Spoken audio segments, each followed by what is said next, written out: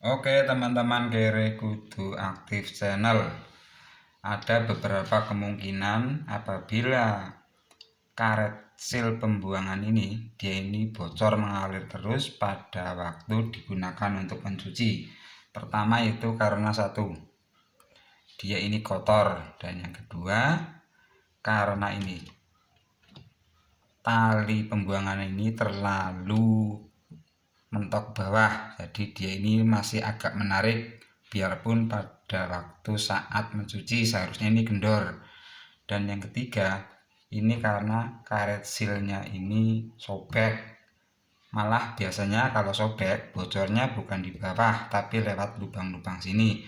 Dan yang keempat karena karet sil pembuangannya ini dia ini mengeras.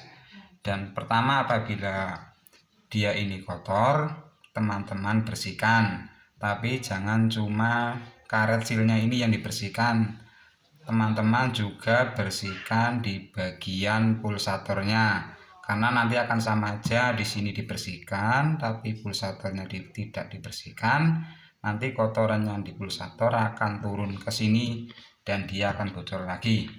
Dan yang kedua ini, apabila ini terlalu kencang, teman-teman itu balikan ke posisi yang di atasnya. Kalau masih bocor terus, di atasnya lagi. Kadang-kadang teman-teman itu menggeser ke posisi yang paling bawah biar apa? Biar ini keluarnya lebih deras atau lebih lancar. Nah, malah akan jadi masalah seperti ini. Dan yang ketiga, pastikan ini karet sil pembuangannya ini tidak ada lubang di samping sini ataupun sobek. Teman-teman bisa mencobanya seperti ini. Tempelkan pada bodinya mesin cuci ini. Nah, ini kan terjatuh, berarti dia ada sobek ataupun ada lubang di bagian sini.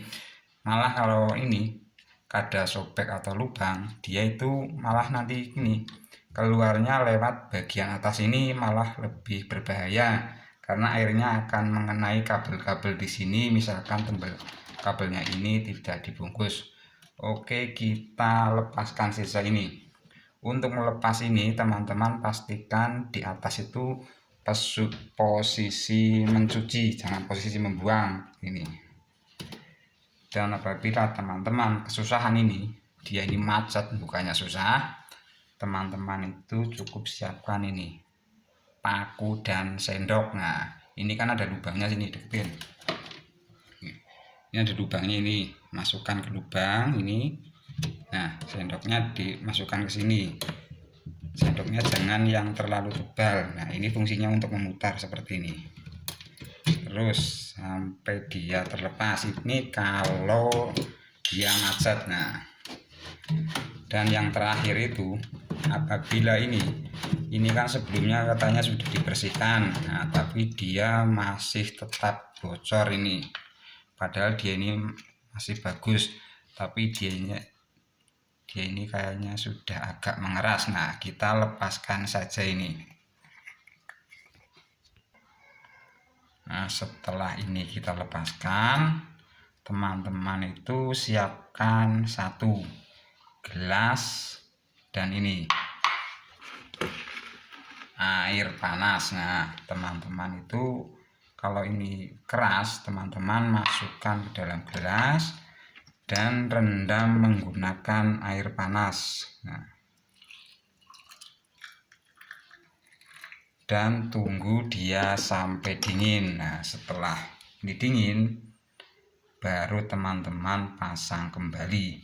Dan teman-teman juga jangan lupa ini, biasanya juga ini juga bikin masalah ini, kalau dia ini patah ataupun dia ini sudah tidak